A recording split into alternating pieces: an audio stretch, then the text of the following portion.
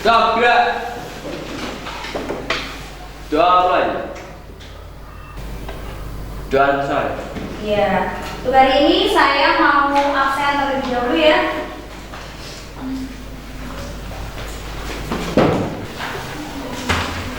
Ada lihat?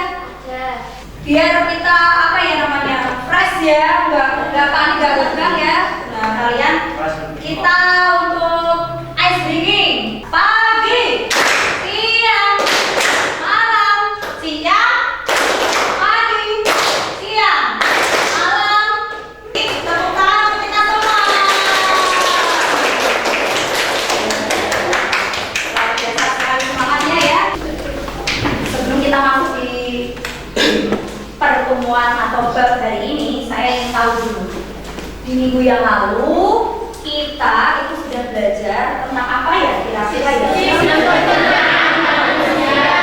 Sistem pencernaan pada manusia. Kira-kira ada yang nggak ya masih ingat di sistem pencernaan itu yang kita pelajari itu apa saja? Siapa yang tahu?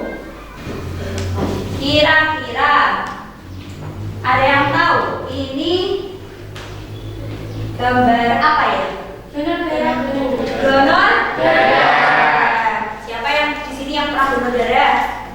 Sudah boleh kan ya donor darah ya? Kemarin juga di puskesmas itu ada donor darah ya. Belum pernah ya? Belum. Oh belum 17. Yang kemarin kita ikut ya? Ya. Nah kira-kira siapa yang tahu apa yang manfaat dari tujuan pembelajaran hari ini adalah yang pertama, melalui kegiatan melihat gambar dan membaca deskripsi pada media PowerPoint serta diskusi kelompok, peserta didik mampu mengidentifikasi komponen darah pada manusia dengan benar. Terus kemudian yang kedua, melalui kegiatan melihat gambar dan membuat deskripsi pada media PowerPoint serta diskusi kelompok, peserta didik dapat menganalisis penentuan golongan darah dengan benar. Yang ketiga, melalui diskusi kelompok, peserta didik dapat menjelaskan proses pembekuan darah dengan benar. Jadi saya harap untuk hari ini kita bisa mendapatkan atau tujuan-tujuan dari ini itu tercapai. Jadi mulai pembelajarannya kita proses terlebih dahulu ya. Silakan disiapkan gadgetnya, ya.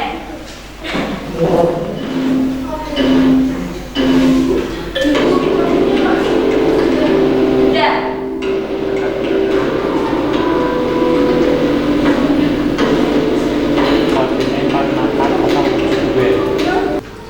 Selesai, tapi sabar. Ya. Kita lihat siapa ya? Oh, ternyata di sini ada Pramesti. Kemudian yang kedua Randy, ketiga Jadi. Oke. Untuk penilaian kognitifnya di sini nanti kalian akan saya nilai ketika pengerjaan soal, kemudian saya nilai juga nanti ketika tanya jawabnya. Kemudian untuk afektifnya di sini nanti kakak kalian untuk bertanya juga ya. Kemudian psikomotor di sini kalian nanti ketika diskusi itu kalian berkolaborasi atau tidak dengan temannya, maksimal tidak gitu kerjasamanya gitu ya.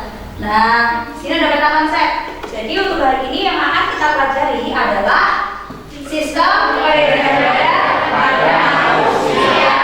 Di sini ada darah, kemudian alat peredaran darah, kemudian peredaran darah, sistem peredaran darah. Nanti ada peredaran darah besar, ada peredaran darah kecil.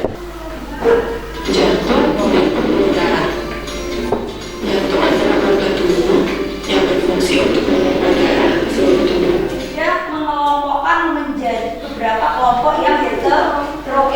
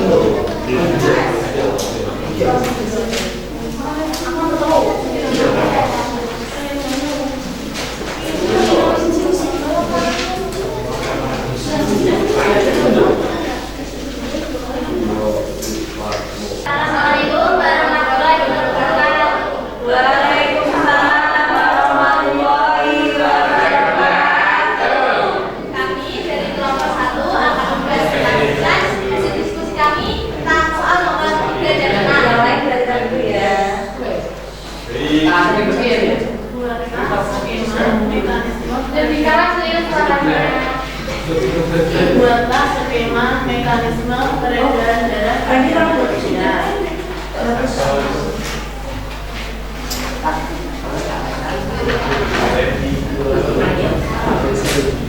Dibaca Peredaran darah besar. Saya menyebutkan peredaran dan soalnya kurang kecil. Jangan gini kan ya, gini loh ya, jadi suaranya nyaring gitu ya. peredaran darah besar. Saya menyebutkan bisa, yaitu tindakan dari diri jerami kanan. Diri masuk ke aura, masuk ke tubuh dan masuk ke tulang, kawah inferior atau superalis dan yang terakhir ke serambi kanan. Peredaran darah bersih. Saya menyebutkan dengan bersih. Agak keras ini.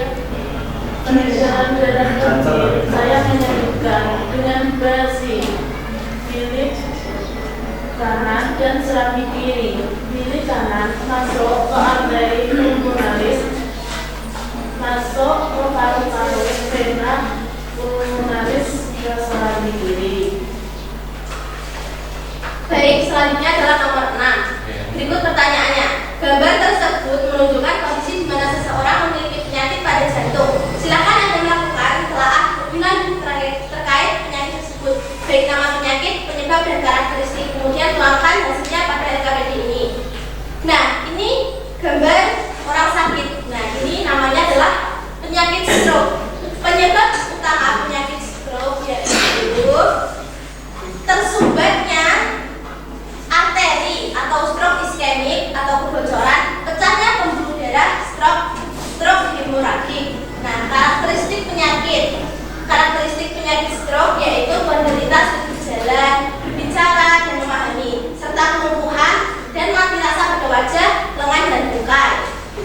Nah, selain penyakit di atas, ada juga beberapa penyakit keturunan dan penyakit non keturunan lainnya. Contoh penyakit keturunan yang pertama adalah hemofilia, yang kedua adalah thalassemia. Contoh penyakit non keturunan yang pertama ada anemia, yang kedua ada hipertensi, yang ketiga ada varises, yang keempat ada hipotensi, yang kelima ada stroke, dan yang keenam ada jantung koroner. Nah, itu adalah penyakit-penyakit keturunan dan non keturunan. Selain itu, menindaklanjuti pertanyaan saudari Adel kemarin yang menanyakan jantung koroner itu termasuk penyakit keturunan atau non keturunan. Jadi saudari Adel, penyakit jantung koroner itu termasuk pada penyakit non keturunan. Nah, itu jawabannya. Mungkin ada yang lain yang ingin bertanya, menyanggah atau menambahkan, silakan angkat tangan dan bacakan. Monggo. Jelaskan penyakit pada keturunan hemofilia dan thalassemia. Jawab dulu ya, nanti baru pertanyaan yang selanjutnya. Mohon tenang ya, saudari-saudari. Saya akan menjawab pertanyaan dari saudari Putri.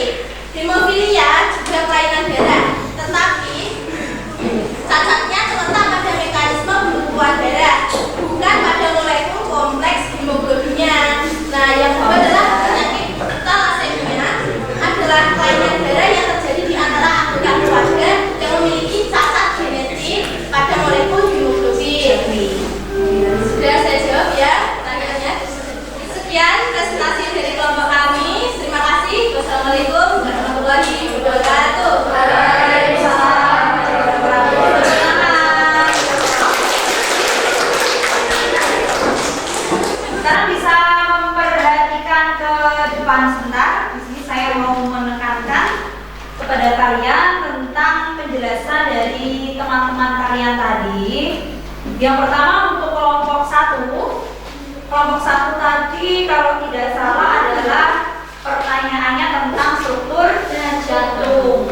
Sudah bagus ya, di situ sudah dijelaskan struktur jantungnya, mulai dari berapa jumlah ruangnya, kemudian letak di mana pembuluh darahnya, kemudian di situ nama-nama katupnya. Nah, di situ tadi sudah dijelaskan di mana jantung itu terdiri dari berapa ruangan?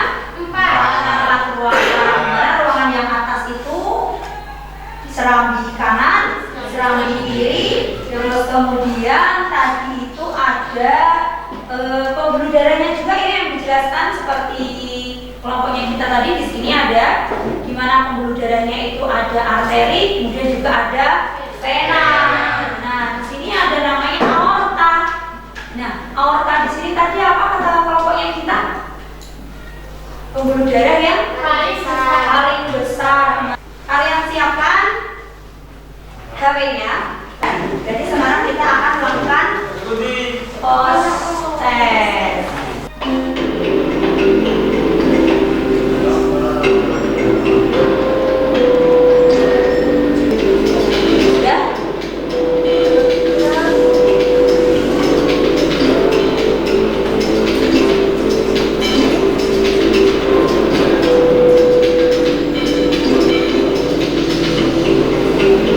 Baik, kita pilih ya. Kita lihat.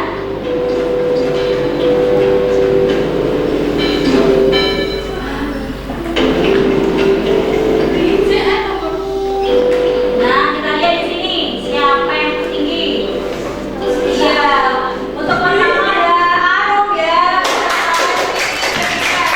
Iya, kita pasangan. Ini mengalami peningkatan Arum. Apa yang kalian rasakan dari ini? Senang. Kemudian gimana? Mau menegakkan tidak? Iya. Bosan nggak? Bosan nggak? Berarti ditingkatkan lagi pembelajarannya ya. Jadi kemudian disiapkan untuk minggu depan kita akan melakukan games. Kita akan lebih seru-seruan lagi ya. Ada yang kita pelajari juga. Nah, untuk hari ini kemudian cukupkan sekian ya. Sekarang kita coba kita tarik kesimpulan untuk pembelajaran hari ini. Kalian sudah belajar tentang apa saja? Yang pertama, peredaran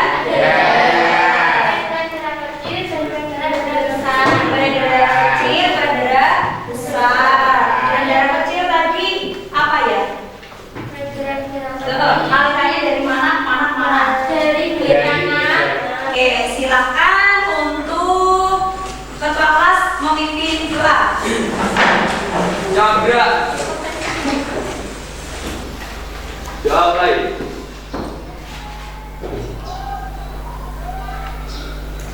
Doa. Ya, akhirnya